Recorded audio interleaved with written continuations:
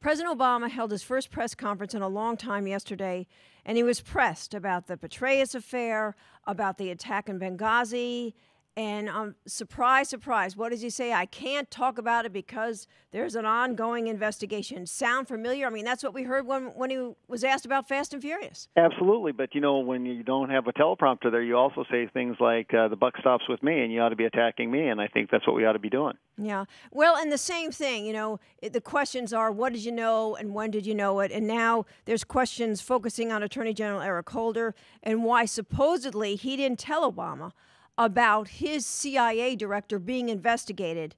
And on the issue of national security alone, why wouldn't he have told the president that his guy, his head of the CIA, was under investigation? Absolutely. I think everybody would think it's common sense that if you're a national security advisor and head of national security has got some time of problem that he's being thwarted or being extorted, you need to have that brought to the chief executive officer's attention. It's natural. Are you convinced that he wasn't told? Nope. Mm-hmm. I mean, there's so many webs here, Jenny, that here there was also an order given to help out those folks live in Benghazi during the 8-hour firefight.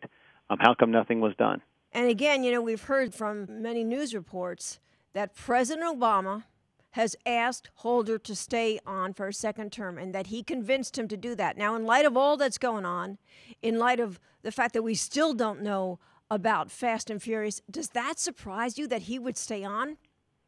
It doesn't. It's this president seems to trust Mr. Holder, and there's some type of relationship there, and I'm fine with that because I want to make sure that Mr. Holder is held accountable to every standard of the Constitution and the law. But does that mean that Lanning Brewer is still going to be hanging around too? All the people that were key players that supposedly, the Inspector General said should be reviewed, 14 of them he named for possible disciplinary action. They're still there, many of them. Some of them left, but you got Lanning Brewer, and he's still sitting there. Well, that's the protocol that Mr. Holder has chosen, and I think that even in the latest our contempt charges, they filed an 88-page reversal to dismiss, and we will answer back. But it shows you the disdain that Mr. Holder has for holding people accountable for the egregious actions against both the American people and the Mexican people, and I find that very offensive.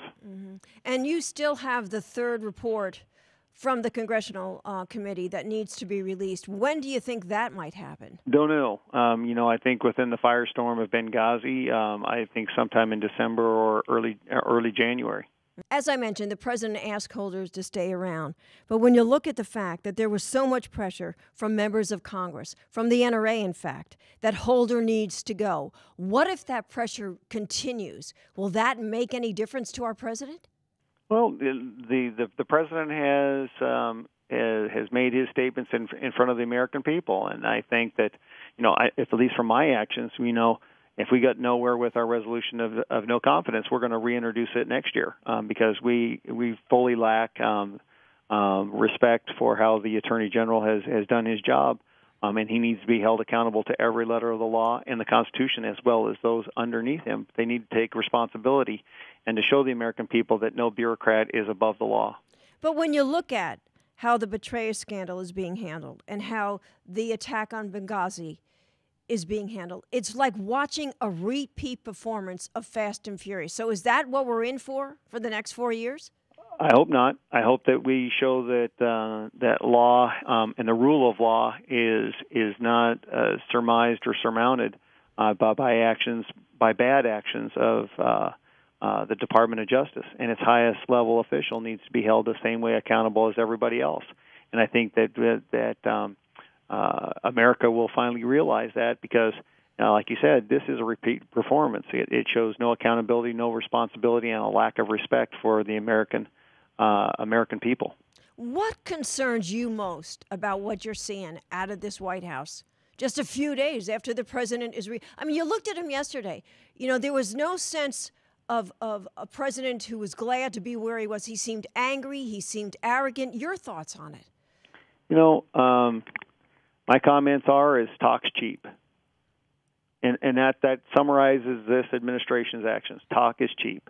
No accountability, no personal responsibility, and it's costing Americans lives. And it's putting our greatest treasure, our men and women that serve on the border, that serve in our armed forces, at risk and doomed to fail. And I tell you what, I think, I've been around our veterans last week for Veterans Day, and they're acknowledging it, that this is the first time that we left people behind and allowed them to die, and we were watching it. Even Secretary Lamb told us they were watching it in real time. That's disgraceful, Jenny, and I think Americans finally waking up. I'm sad that it took them so long to wake up, but there is an accountability, and there is, what goes around comes around. I'm a believer of that, and that time is coming. And you have these same families, 4 more families, along with the family, Brian Terry's family, asking the same question. Why can't you tell us the truth? Why can't you tell us what happened? Absolutely, and I think we ought to broaden that, Jenny. And I've been very poignant about this. Is that there's another group of people out there. We violated the sovereignty of Mexico. There's 300 Mexican people whose families have been disrupted by our federal government, and they need to be held accountable. These are the same Hispanics that lauded this president for what he's done for Hispanics. He really hasn't. He's disgraced them by the disrespect they've shown for the value of life in Mexico. And that's what we have to get, and that's why I keep bringing it up. Where is the Latino Caucus? Where is Luis Gutierrez? Where is he talking about the loss of life in Mexico? And they could care less.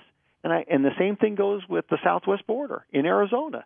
Most of the time, and most of these guns that we have intentionally put in the hands of criminals and international thugs are going to show up at crime scenes in our state, at our back door, that impugns the lives of our citizens, as well as putting at risk our men and women, both in the law enforcement as well as Border Patrol. Mm-hmm. And, when I use the word repeat performance, you look at this whole situation with Benghazi and with Petraeus. I mean, it's taken several months. He still doesn't know why. He doesn't know what happened. And if he knows, he doesn't want the American people to know. So do you suspect we're looking at another cover-up? Oh, absolutely. When you bring out the whole fact of this proposed, that this was based off of a video, how do you back that up? And my comment to people, and I talked in audiences back in Arizona, explain to me your comments, sir, in front of the United Nations. That poignantly is fraudulent. Mm-hmm. That is an appeasement for the radical arm of the Muslim faith, for international speculation. It's not to protect anybody here in the United States. That's offensive to me. And I'm glad to see that off of the teleprompter he said that Susan Rice, our Ambassador Rice, was sent there on behalf of the White House. That means it came from him to give that phony story about the video. Well, and then he comes to her defense when he was asked about whether, she would be chosen as his choice for Secretary of State. And boy, did he come to her defense. And who does he go after? He goes right after Senator McCain and Senator Graham and others. And he says, if you want to go after somebody, go after me. And the same tactics, as if these guys are playing politics, as if this was a witch hunt. And that's not what this is all about. That's not what Senator McCain said. That's not what Senator Graham said. They want to know why she should be Secretary of State, considering what she did. Absolutely. When you do the work of wrong, you're as guilty as the wrong, and that was wrong.